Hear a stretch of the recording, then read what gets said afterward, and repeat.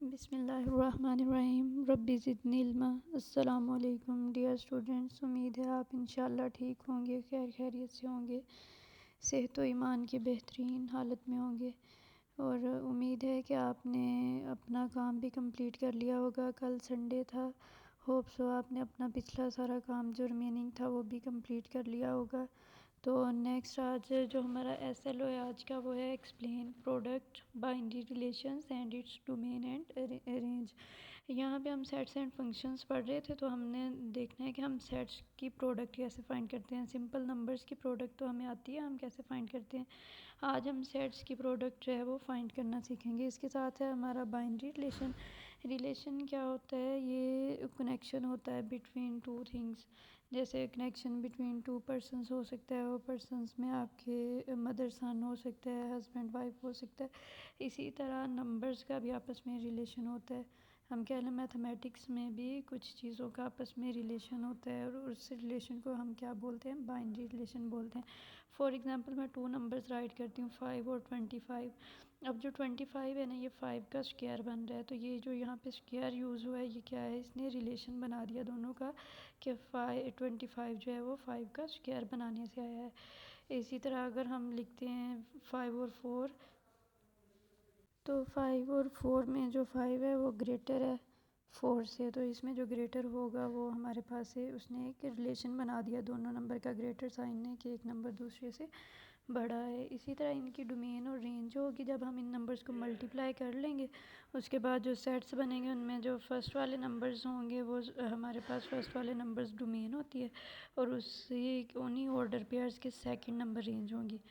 जो मल्टीप्लाई करने के बाद ऑर्डर पेयर्स बनेंगे, first domain and second range.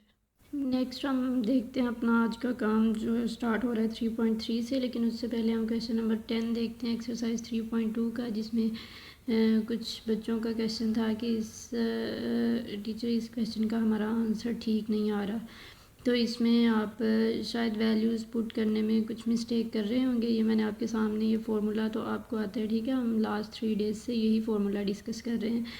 तो फार्मूला लिखने के बाद उसमें इस तरह से वैल्यूज़ पुट करके आपने सोल्व आउट करना है, फिर इसका आंसर आ जाएगा, ठीक है। ये था तो सेम उसी क्वेश्चन की तरह, बस आपने वैल्यूज़ राइट करने में मिस्टेक कर दी होगी। उसके बाद नेक्स्ट हम देखते हैं अपनी एक्सरसाइज 3.3, जिसका क्वेश्चन नंबर 1 है। 4a is equal to 1 2 3 4। A set दिया हुआ है हमें 1 2 3 4।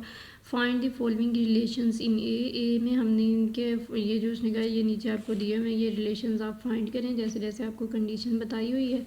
Then state the domain and range of each relation. फिर इनकी डोमेन और इसकी रेंज जो है वो भी आप निकालें, ठीक है। तो जिसमें हमें जब भी कभी ऐसी कंडीशन आ जाए ना जिसमें एक ही सेट दिया हो, तो उसका हमें रिलेशंस वगैरह निकालनी हो, तो सबसे पहले हमें उसका प्रोडक्ट फाइंड करना होता है, ठीक है। अगर एक ही सेट दिया हो तो उस सेट को उसी से मल्टीप्लाई कर लेते हैं, और अगर मोर देन 1 सेट्स हों तो फिर उनको आपस में मल्टीप्लाई कर लेते हैं। अब यहाँ अगर हम देखें तो हमारे पास एक ही सेट है, सिर्फ ए वाला, तो हम इसको पहले तो इसका प्रोडक्ट फाइंड करते हैं, फिर हम उस पर ये कंडीशंस अप्लाई करेंगे 1 बाय 1, ठीक है। प्रोडक्ट किस तरह से इसका फाइंड करेंगे? हम ए सेट को ए से ही मल्टीप्लाई करेंगे। यहाँ हमने इसको राइट कर लिया ए सेट और ए मल्टीप्लाई ए। अब ये जो कार्टेशियन प्रोडक्ट होता है ना, सेट्स को मल्टीप्लाई करने का जो तरीका होता है मल्टीप्लाई करना, वो जो है वो बाकी चीज़ों बाकी जो मल्टीप्लिकेशन है उसकी निस्बत थोड़ा सा डिफरेंट होता है। इसको हम ऑर्डर पेयर में राइट करते हैं, जैसे आप ग्राफ बनाते थे ना, वैसे ग्राफ की तरह ऑर्डर पेयर्स में राइट करते हैं मल्टीप्लाई करने के बाद। और ये मल्टीप्लाई कैसे होते हैं? जैसे हम पावर सेट्स बना रहे थे, same as it is power sets की तरह इसको मल्टीप्लाई करते हैं सेट्स को। वहाँ भी हमारे पास सेट्स ही होते थे और हम उनके पावर सेट निकालते थे, उनको इस फॉर्म में लिखते थे। अब इसको हमने कैसे लिखना है? ए मल्टीप्लाई ए लिख लिया। उसके बाद सबसे पहले हमने 1 को लेना है, 1 का ऑर्डर पेयर बनाना है 1 के साथ, तो ये बन जाएगा 1 1। फिर 1 को 2 के साथ, फिर 1 को 3 के साथ, 1 को 4 के साथ, फिर 2 1 2 2 2 3 2 4 3 1 3 2 3 3 3 4, फिर 4 1 4 2 4 3 4 4। उसमें हम इससे नेक्स्ट भी जाते थे, लेकिन इसमें यहाँ पे आके स्टॉप हो जाना है। इसमें हमने एक नंबर को लेके सारे नंबर से मल्टीप्लाई करके ऑर्डर पेयर बना लेने हैं, फिर सेकंड को, फिर थर्ड को, फिर फोर्थ को, और उसके बाद हम इसमें स्टॉप कर देंगे, ठीक है। नेक्स्ट उसके बाद हम इसका पार्ट नंबर 1 सोल्व करते हैं। पार्ट नंबर 1 में वो कह रहा है कि सेट उसने यहाँ पे हमें दिया हुआ relation x comma y such that y is equal to x. उसने कहा ये जो आपने ये मल्टीप्लिकेशन प्रोडक्ट निकाली हुई है ना, इसमें से आपने ऐसे ऑर्डर पेयर्स चूज़ करने हैं जिसमें वाई और एक्स जो हैं वो सेम हो, दोनों एक जैसे हों। अब ये जो ये इन ऑर्डर पेयर में फर्स्ट वाला नंबर होता है वो एक्स होता है और सेकंड वाला नंबर वाई, ये हमने पढ़ा हुआ है ग्राफ बनाते हुए 7th में 8th में पढ़ा हुआ है, ठीक है। तो अब देखें इसमें 1 1, इसमें एक्स और वाई सेम आ रहे हैं, 2 2, इसमें एक्स वाई सेम आ रहे हैं बिल्कुल, 3 3 यहाँ पे सेम आ रहे हैं और यहाँ पे आ रहे हैं 4 4 में आ रहे हैं, ठीक है। सॉरी ये 3 4 वाला पेयर बनना था, उसके बाद यहाँ पे 4 4 सेम आ रहे हैं, ठीक है। उसके बाद ये हमने राइट कर लिया है इनमें सेम सेम वाले नंबर।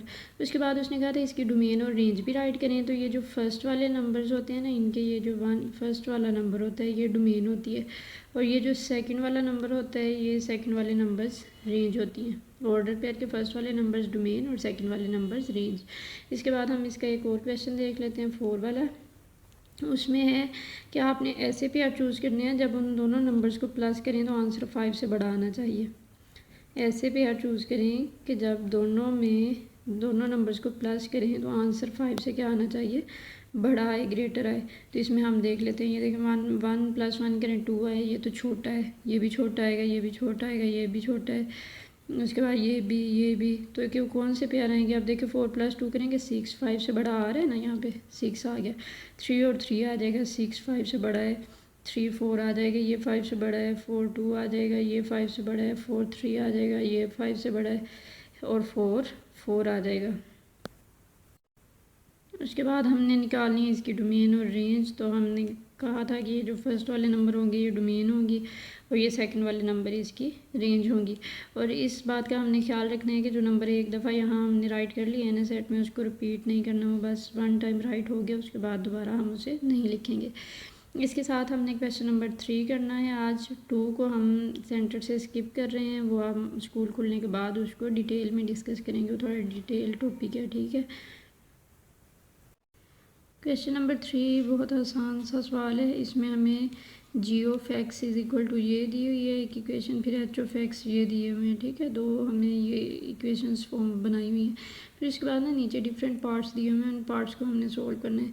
जैसे मैंने ये यहाँ देखें सेकंड वाला पार्ट सोल्व किया g(-3). अब ये जो -3 है ना, जहाँ पे g वाला दिया होगा वहाँ हम ये वाली फर्स्ट वाला रिलेशन लेके चलेंगे और जहाँ पे h दिया होगा वहाँ सेकंड वाला। अब उसने कहा था g(-3). -3 का मतलब है कि ये वाली जो इक्वेशन हमें ये रिलेशन दिया हुआ है ना, इसमें x की जगह पे -3 पुट कर दें, यहाँ पे x की जगह -3 लगा दें, यहाँ भी बस इतना ही इसमें सोल्यूशन हमने करना है। ये देखे मैंने यहाँ पे x आ रहा था, x की जगह -3 लिख दिया, यहाँ भी x की जगह पे -3 और फिर इसको सोल्व कर लेंगे। 3 3 9 -9 + 2 7 आ गया। इसी तरह एक हमने h वाला सोल्व किया, h(-2) था, तो यहाँ पे ये हमें दी हुई थी, ये फॉर्म बनाई हुई थी, इसमें x की जगह पे हमने -1/2 लगाया, इधर भी x की जगह पे -1/2 जो यहाँ ब्रैकेट में दिया होगा, ठीक है। उसके बाद यहाँ पे माइनस माइनस हो जाएगा प्लस, स्क्वायर खोलने के बाद 1 1 = 1, 2 2 = 4, इसका लेंगे हम LCM 1 + 4/4 इज इक्वल टू आ जाएगा 5/4। तो यहाँ तक ही आज हम करेंगे। नेक्स्ट जो है वो क्वेश्चन नंबर 1 और 3 आज हमने लर्न करने थे और यही आपने होमवर्क करने हैं। होमवर्क करने के बाद पोर्टल पर आपने अपलोड कर देना है ताकि आपकी चेक करने के बाद जो है वो अटेंडेंस मार्क की जाए, अदरवाइज़ आपकी अटेंडेंस नहीं होगी। तो होमवर्क आप लाजमी करने के बाद पोर्टल पर अपलोड कर दिया करें और अपना काम साथ साथ कंप्लीट करते रहें ताकि जब स्कूल ओपन हो तो आपका जो है आपको कोई परेशानी ना हो, आपका कोई भी काम पेंडिंग ना हो, ठीक है। नेक्स्ट आपको ये दोबारा से नहीं रिवाइज़ करवाया जाएगा, हम नेक्स्ट अपना काम स्टार्ट करेंगे क्योंकि वेकेशंस की वजह से हमारा काम जो है वो पहले ही थोड़ा स्लो हो गया है। तो नेक्स्ट हम इसी से आगे कैरी ऑन करेंगे। फ़ी अमानिल्लाह।